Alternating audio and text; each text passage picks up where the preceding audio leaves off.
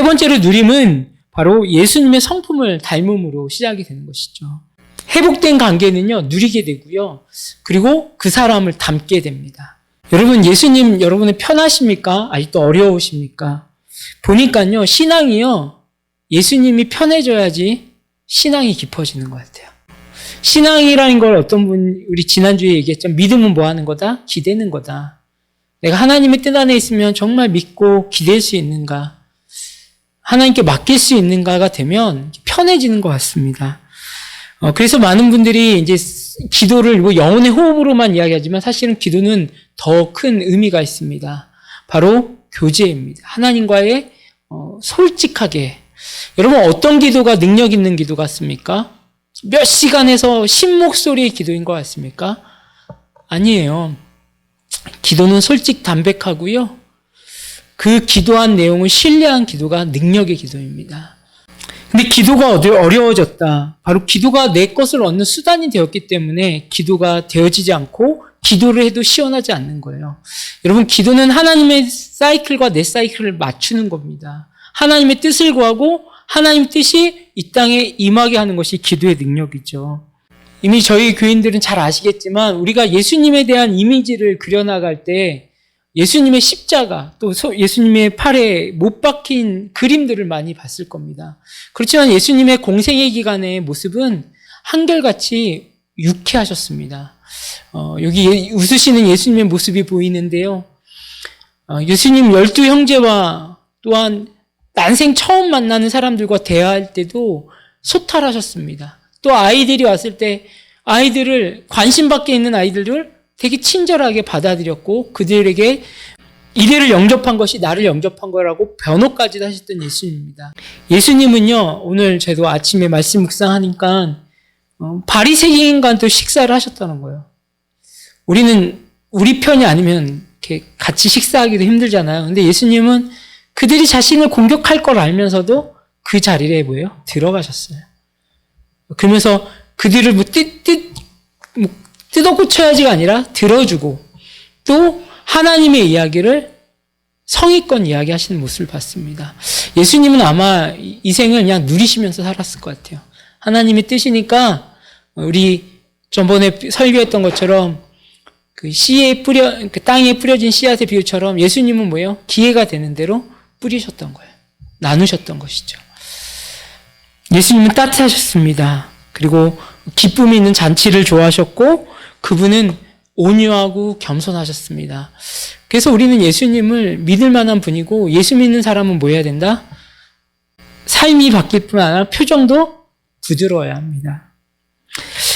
거룩이라는 것에 대해서 우리가 너무 경직된 거룩, 옷을 딱 갖춰 입고 어떤 가운을 입고 설교한 그 설교자가 거룩할 것일까요? 물론 이렇게 의복적으로 깔끔하고 정돈되어 보일 수 있지만 거룩은 그런 의미가 아닙니다. 거룩은 바리새인들처럼 경직된 모습이 아니라 뭐예요? 예수님처럼 하나님 앞에 자유한 사람이 되는 것입니다. 잘못된 거룩은요, 남이 나를 어떻게 보냐, 그래서 흠집을 내면 안 되는 거예요.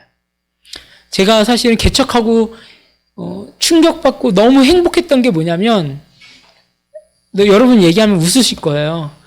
예배 시간에 이 마이크, 무선 마이크에 건전지를 안 갈아도 된다는 거에 너무 행복했어요. 왜냐하면 전에 교회에서 항상 실시간 방송을 하니까 이 무선 마이크에 새 건전지가 꽂혀 있지 않으면 이 사역자들이 긴장을 해요. 마이크에 떨어지면 이제, 근데 개척을 나서 떨어지면 제가 갈면 되고. 근데 주님의 관심하고 사람들이 보는 관심하고 차이가 있다라는 거를 알고서 주님이 보셨으면 당당하면 되지 뭐, 이런 마음이 생기더라고요. 진정한 거룩은요, 상대방의 필요에 반응하는 것입니다. 관심을 갖는 거예요. 어떻게 하면 저 사람이 예수를 믿음으로 행복하게 할 수 있을까? 주님의 사랑을 어떻게 하면 나눠줄 수 있을까? 거룩은 경직이 아니라 뭐예요? 자연스러움이고 행복한 것입니다. 참된 거룩은 사랑의 기반이 있어야 돼요. 아멘. 그러나 외식의 기반이 있으면 거룩은 역겨워집니다.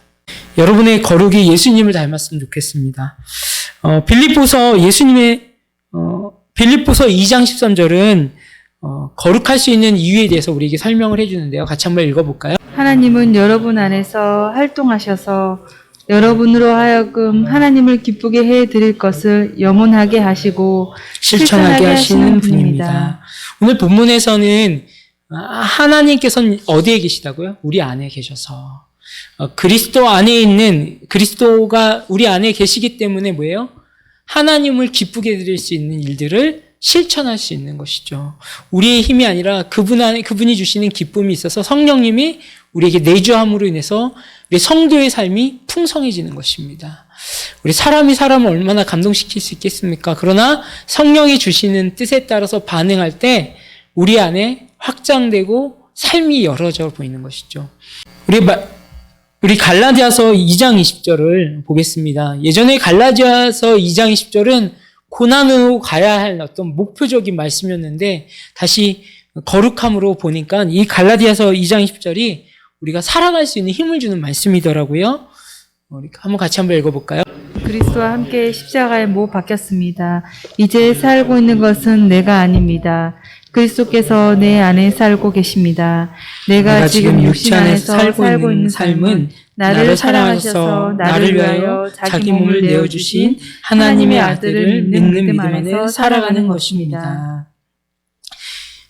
우리는 이 구절을 얘기했을 때 내가 그리스도와 함께 십자가에 못 박혔나니 이거를 집중해서 강조하지만 여러분 그분이 십자가에 못 박힌 이유는 뭐예요? 우리 안에 오시기 위해서, 교제하기 위해서 못 박히셨습니다. 그렇죠? 주님께서. 그래서 누가 살고 계신 거예요? 우리 안에? 그리스도가. 그래서 하나님을 믿는 믿음 안에서, 하나님의 아들을 믿는 믿음 안에서 우리가 살아갈 수 있다.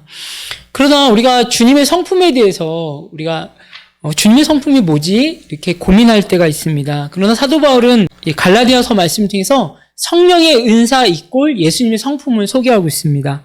같이 한번 읽어볼까요? 갈라디아서 5장 22절, 23절입니다. 그러나 성령의 열매는 사랑과 기쁨과 화평과 인내와 친절과 선함과 친절과 온유와 절제입니다. 이런 것을 막을 법이 없습니다. 아멘. 이것이 그냥 교회들에게 은사로 끝나는 게 아니라 뭐예요? 예수님의 성품을 이야기하는 겁니다. 이 성품은 뭐예요? 사람에게 드러나는 꼭 그리스도인들이 갖고 있는 영적인 힘을 이야기하는 거예요. 왜? 우리 안에 누가 있게요? 예수가 있기 때문에. 여러분 지금 힘든 일 많으실 거예요. 알고 있어요. 그러나 그 힘든 일을 사랑으로 보면 또 주님이 해결하실 기쁨으로 보면 또 막힌 담을 허무실 그 은혜로 보면 우리가 다시 한번 웃을 수 있고 소망할 수 있습니다. 왜요? 그리스도가 사시기 때문에. 이 성령의 은사가 있을 때 우리는 뭐 한다? 성장하게 됩니다.